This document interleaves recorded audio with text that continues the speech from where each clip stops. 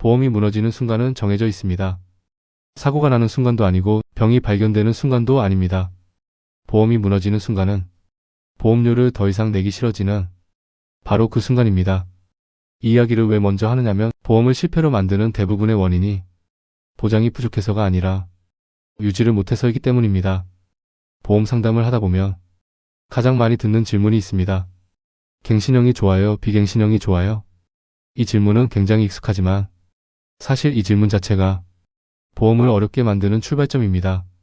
왜냐하면 이 질문에는 현실이 빠져 있기 때문입니다. 머리로만 보면 비갱신형 보험은 완벽해 보입니다. 보험료는 고정이고 평생 보장이고 나중에 보험료가 오를 걱정도 없습니다. 이론적으로는 흠잡을 데 없는 구조입니다. 그런데 현실은 전혀 그렇게 흘러가지 않습니다. 실제 통계를 보면 보험을 가입한 사람 중 5년 이상 유지하는 비율은 절반도 되지 않습니다. 처음 가입할 때는 다들 이렇게 생각합니다. 이 정도 보험료면 충분히 낼 수 있겠다. 이건 꼭 필요하니까 끝까지 가져가야지. 하지만 삶은 보험 약관처럼 움직이지 않습니다. 소득은 줄어들 수 있고 지출은 늘어나고 가족 상황은 바뀌고 예상하지 못한 변수는 계속 생깁니다. 이 과정에서 가장 먼저 부담으로 느껴지는 건 고정지출입니다. 그리고 고정지출 중 사람들이 가장 쉽게 줄일 수 있다고 생각하는 게 보험료입니다. 그래서 보험은 사고가 나기 전에 이미 무너집니다. 이 지점에서 갱신형 보험 이야기를 다시 꺼내야 합니다. 갱신형 보험은 처음 보험료가 낮습니다.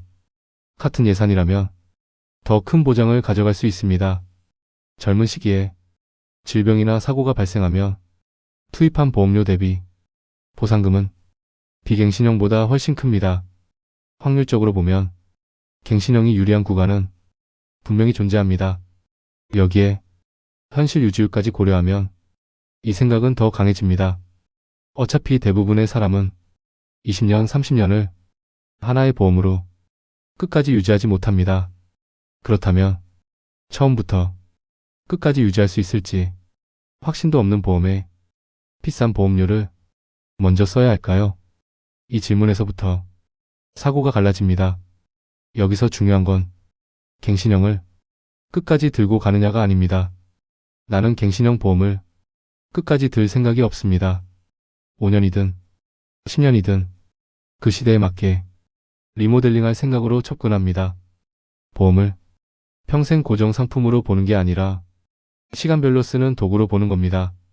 이 관점이 중요한 이유는 질병이 시간에 따라 바뀌기 때문입니다. 불과 15년 전만 해도 갑상선암은 죽는 암으로 분류됐습니다. 하지만 지금은 어떻습니까? 관리암이라는 표현이 전혀 어색하지 않습니다.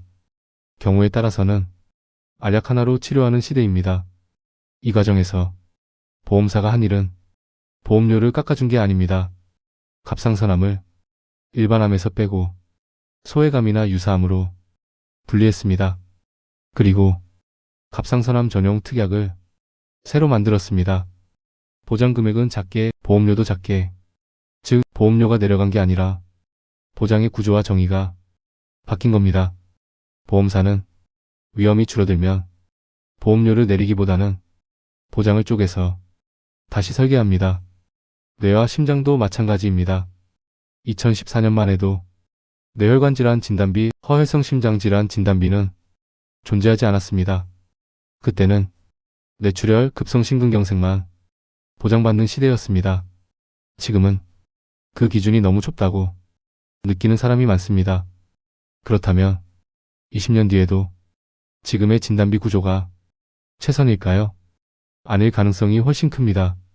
질병은 바뀌고 치료는 쉬워지고 의료 기준은 계속 변합니다. 이런 환경에서 모든 보장을 평생 고정으로 가져간다는 건 오히려 위험할 수 있습니다. 그래서 나는 갱신형 보험을 끝까지 들고 가는 걸 전제로 하지 않습니다.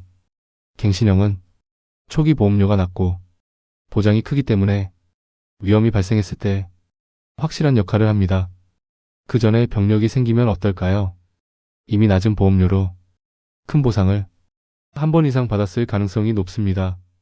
보험의 목적은 평생 가입 상태를 유지하는 게 아니라 위험이 발생했을 때 자금을 확보하는 것입니다.